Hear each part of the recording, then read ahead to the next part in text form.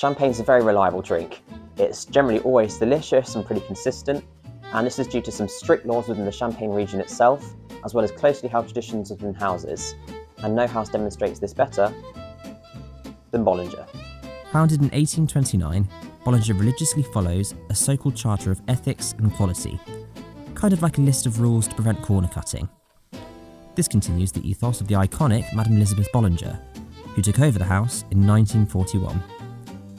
For example, the house makes use of barrel fermentation and aging in magnum bottles, practices many houses abandoned decades ago, but not Bollinger. While a lot of champagne's quite light and zesty, Bollinger tends to go for a slightly heavier style. That's because they usually favour Pinot Noir in their blends, which generally adds a bit more structure to a champagne. This grape makes up 60% of their Special Cuvée, which is what I've got right here. As you can imagine then, fermenting these in oak only adds to that weighty style. Most grapes also come from Bollinger's own vineyards, pretty rare for a house of their size, meaning they have a more consistent yield each year. So let's talk about the NV, or the non-vintage blends. This is where magnum bottles come in. Bollinger keeps a library of roughly 800,000 reserve wines in magnum bottles, aged under cork for up to 15 years. When it's time to blend a new batch of Special Cuvée, the reserves are added in varying amounts to ensure a consistent style year on year.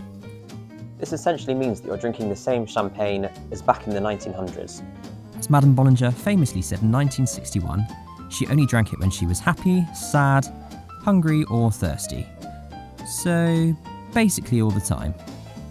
If you're a fan of champagne, let us know your favourites in the comments, and don't forget to like and subscribe. You can also browse the Bollinger selection on our website.